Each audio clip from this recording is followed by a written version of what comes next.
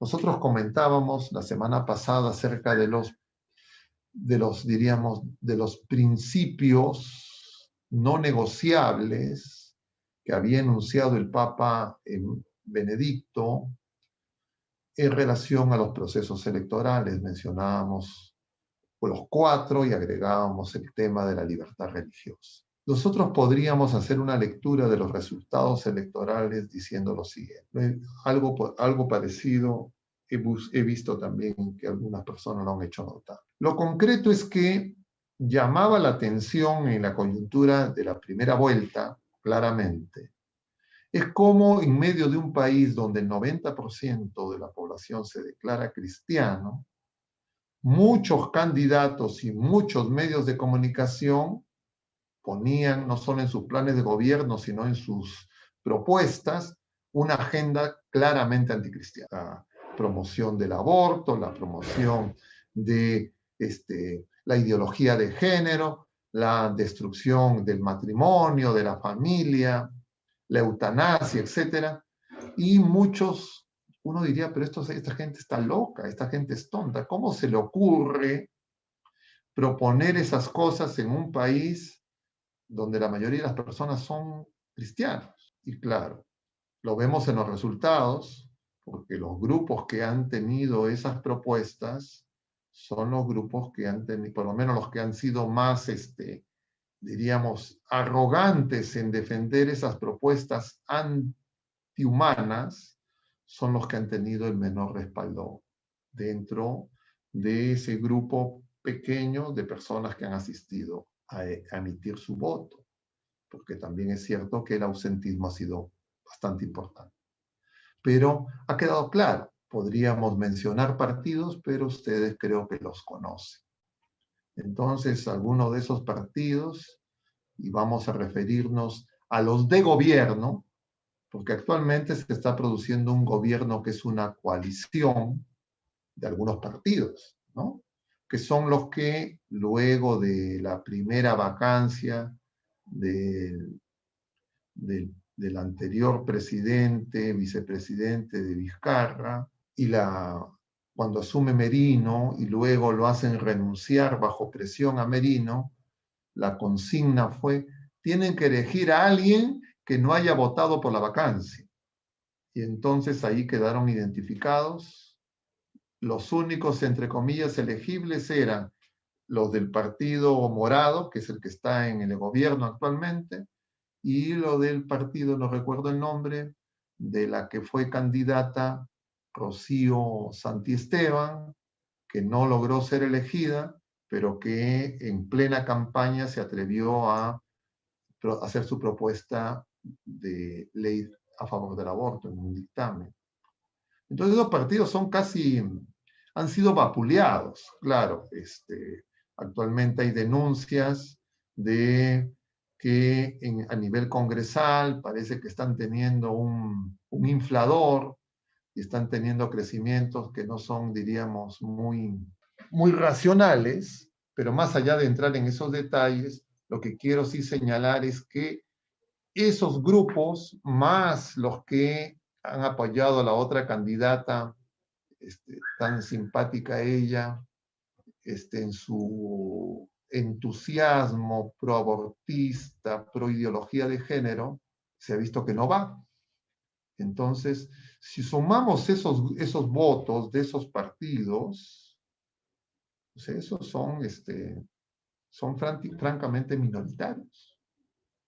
Esos grupos en noviembre, a raíz de las marchas, con el apoyo de la prensa, aparentemente eran los voceros oficiales de lo que era el sentir popular. Eran la autoridad autoasumida por el aparato mediático y los marchantes. Entonces, cualquier cosa que dijera, que no sea, entre comillas, oleada por esas personas, era cosas descartables. Entonces, o eso no fue real y fue construido artificialmente, o en pocas semanas eso se pulverizó. Y eso queda para la investigación de los politólogos, sociólogos, etcétera. No es nuestro caso. Pero lo que sí quiero remarcar es que de alguna manera esas propuestas han sido rechazadas.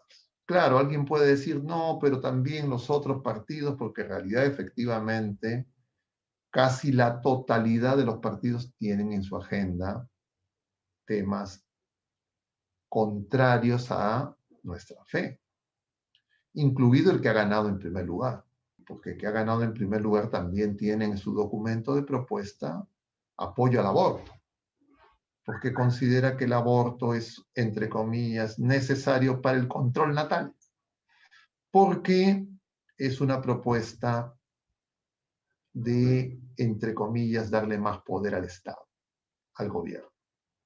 Es una propuesta estatista, en desmedro de restarle capacidad de discernimiento y de decisión a los ciudadanos. Y eso es absolutamente concorde con lo que está ocurriendo en el proceso global. Entonces, no llama la atención que una propuesta de esas características, diríamos, no sea abiertamente, diríamos, censurada por los medios de comunicación, sino que la acogen, yo diría, con expectativa. Alguien podría pensar con una expectativa un poco sospechosa, pero tampoco quisiera entrar en ese tema. Simplemente referirme a qué tanto ha influido en esas decisiones el que estos partidos que impusieron ese tema en la agenda política, ya desde antes, ¿no? En la agenda política no electoral, sino en la agenda política de los últimos años, en el último quinquenio, y que por supuesto llegó a esas manifestaciones sociales que se dieron en nuestro país en rechazo a las políticas educativas, a la influencia del Estado para retirarle a los padres su responsabilidad en la educación de sus hijos al imponer una currícula contraria a la ciencia, contraria a la naturaleza, pro ideología de género. Y entonces eso ha traído como consecuencia natural que, como algunos se lamentan en este Congreso, como ocurrió ya en el Congreso anterior.